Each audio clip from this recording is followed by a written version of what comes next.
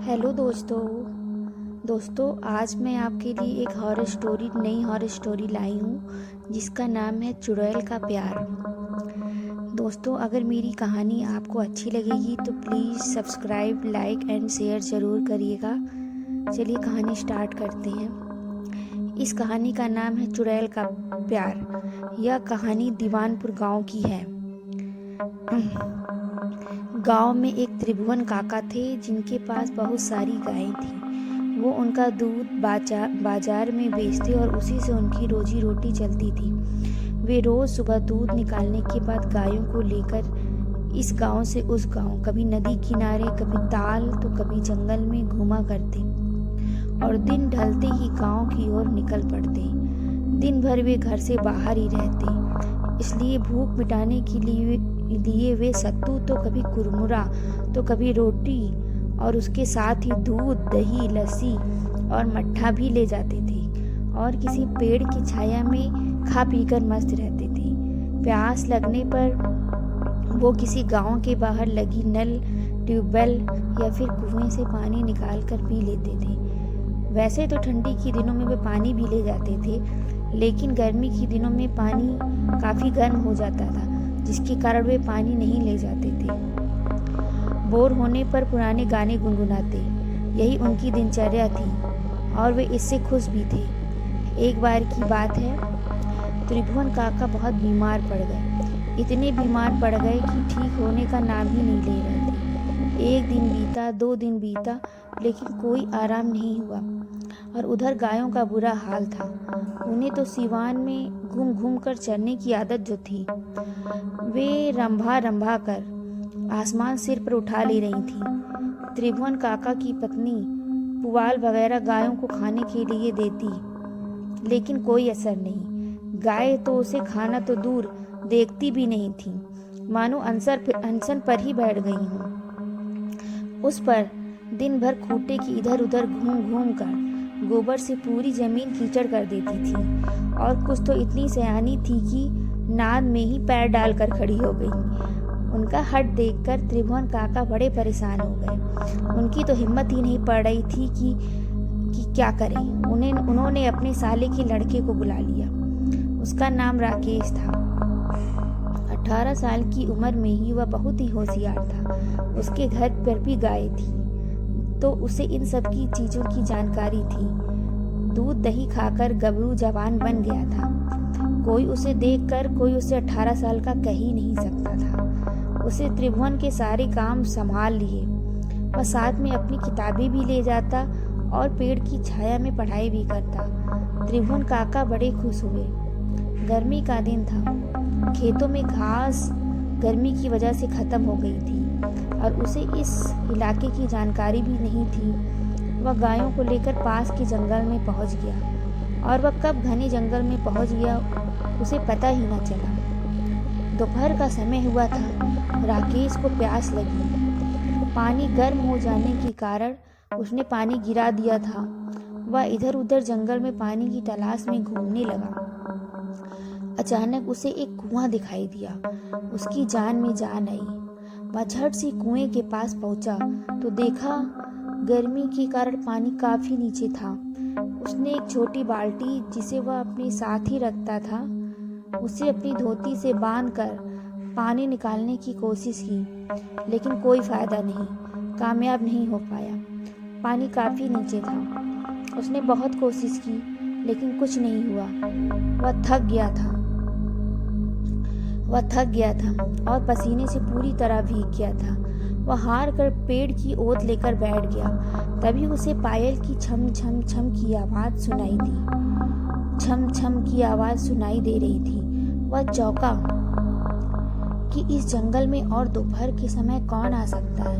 उसने पीछे मुड़कर देखा तो एक बेहद खूबसूरत लड़की अपनी कातिलाना अदाओं के साथ राकेश की ओर चली आ रही थी। राकेश उसे एकटक देखता ही रह गया। उस किशोरी की खूबसूरती में राकेश खो गया था। पास आकर उसे किशोरी ने नटखट अदाओं के साथ राकेश को पूछा, प्यास लगी है क्या? मैं पानी पिला दूं? राकेश तो जैसे सुध बुध ही खो बैठा था। उसने घबरा कर हाँ में सिर हिला दिया। किशोरी आगे बढ़ी और कुएं की जगह पर पहुंचकर अपने दोनों हाथों की अंजलि बनाई और कुएं में झुक गई। राकेश जैसे सम्मोहित ही हो गया था, उसे कुछ दिखाई नहीं दे रहा था। किशोरी ने पानी निकाला और राकेश की तरफ बढ़ी। राकेश बिना कुछ बोले अपने हाथों की अंजलि बनाकर अपने मुंह से सटा दिया। किशोरी ने उसे अपनी अंजलि का जल राकेश की अंजलि में उड़ेलना शुरू किया। राकेश ने उस अमृत रूपी जल को पीना शुरू कर दिया। यह अलग बात थी कि उसकी अंजलि का आधा पानी जमीन पर ही गिरा जा रहा था, क्योंकि अभी वह किशोरी के चेहरे की खूबसूरती को एकटक पिए जा रहा था। ना तो किशोरी के हाथ से जल खत्म हो रहा था और ना ही राकेश की प्यास बुझ रही थी। ऐसा प्रतीत हो रहा था जैसे सदियों की प्यास आज तृप्त हो रही हो। यह सिलसिला आधे घंटे तक चला। तभी किशोरी ने ध्यान दिया कि राकेश पानी कम पी रहा था और उसके चेहरे का रसपान अधिक कर रहा था, तो वह असहज होती हुई बोली, और पिलाऊं कि बस? राकेश कुछ बोल न सका, सिर्फ ना में सिर हिला दिया। उसके बाद किशोरी ने प्यार भरी आवाज में कहा, अच्छा मैं चलती हूँ। राकेश अब भी कुछ नहीं बोला, सिर्फ हाँ में सिर हिला दिया। वह किशोरी बलकाती हुई जंगल में कहीं गुम हो गई। राकेश कुछ देर तक कुएं पर ही बैठा रहा। फिर अचानक वह उठा और गायों की ओर चल दिया। लेकिन अब उसकी चाल जो बदल गई थी, उसके मन में प्यार के अंकुर फूटने लगे थे। गायों को लेकर राकेश घर पहुंचा। आज वह बहुत ही खुश था। उसके मन में प्यार की तरंगे हिलोरे मार रही थी। वह रह रहकर कोई गीत गा रहा था। उसकी भूख प्यास सब गायब हो गई थी। वह खोया खोया सा था। उससे हर समय वही क्षण दिखाई दे रहे थे। उस खूबसूरत चेहरे को वह भूल ही नहीं पा रहा था। उसने रात को खाना भी नहीं खाया और सोने चला गया, लेकिन नींद कहाँ आ रही थी। वह करवटें बदलता और प्यार के तराने छेड़ता। उसे कुछ नहीं समझ में आ रहा था कि क्या हुआ है, क्यों उसकी भूख, चैन और नींद उड़ गई। अचानक उसका दिमाग ठनका। वह डर के मारे कांपने लगा। उसका बदन पसीने से लथपथ हो गया था और जोर से चीखा। जब तक त्रिभुवन काका और उसकी पत्नी आती, वह बेहोश हो चुका था। त्रिभुवन काका उसके चेहरे पे पानी छिड़के काफी जतन किए, लेकिन कोई फायदा नहीं हुआ। तभी त्रिभुवन काका की पत्नी ने हनुमान चालीसा का पाठ शुरू किया। अभी 2 ही लाइन पड़ी थी कि राकेश तेज आवाज में हंसा, लेकिन आश्चर्य यह था कि यह हंसी राकेश की नहीं बल्कि किसी लड़की की थी। अब तो त्रिभुवन काका और उनकी पत्नी के प्राण ही सूख गए। वे वहां से तेजी से निकले और पास के राम खिलावन ओझा के पास पहुंचे और सारा माजरा कह सुनाया। इस पर ओझा ने कहा, जंगल में ही कोई बात हुई होगी, चलो चल के देखते हैं। ओझा त्रिभुवन काका और उसकी पत्नी जैसे ही बाहर निकले, काली बिल्ली ने उनका रास्ता काटा। राम खिलावन ने कहा कि चुड़ैल कोई छोटी मोटी नहीं है, इसे अकेले नहीं संभाल सकते। अब गांव के लोगों के साथ लो। यहाँ सभी लोग एक साथ गायत्री मंत्र का ऊंचे स्वर में जाप करेंगे और यह घंटे शंख बजाएंगे। कोई भी डरेगा नहीं और तमाम तरह के हथकंडे अपनाएगी। कभी रोना, कभी मायूस होना, कभी डराना, लेकिन सबको पाठ जारी रखना है। जैसे ही सभी लोग त्रिभुवन काका के घर पहुंचे तो एक तेज हंसी के साथ राकेश छत की चारदीवारी पर चलने लग गया। सबके होश उड़ गए थे, लेकिन किसी ने हार नहीं मानी। गायत्री मंत्र का जाप शुरू कर दिया और साथ ही घंट, शंख आदि बजना शुरू कर दिया। रात के समय इस तरह की आवाज से अगल बगल के गांव वाले भी बहुत ही अचंभित हुए और गुटों में वह इस गांव की तरफ आने लगे। इधर ओझा ने अपने कार्य शुरू कर दिए थे। जैसे जैसे मंत्रों का प्रभाव बढ़ रहा था, चुड़ैल और भयानक तरीके से लोगों को डराती, कभी उल्टे पांव चलती तो कभी छत पर उल्टा चलने लगती, किसी के भीड़ में कभी किसी को डराती, कभी किसी को लेकिन वह किसी को छू नहीं पाती थी। 5 घंटे तक यह सब हुआ। कार्यक्रम चलता रहा। अब 4 बजने वाले थे। तभी ओझा की नजर वहां गिरे गुलाब के फूल पर पड़ी। उस पर खून लगा हुआ था।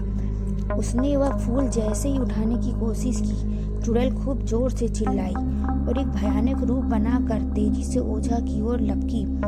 तब तक ओझा ने फूल को आग में डाल दिया था और आग में डालते ही राकेश का शरीर शांत हो गया।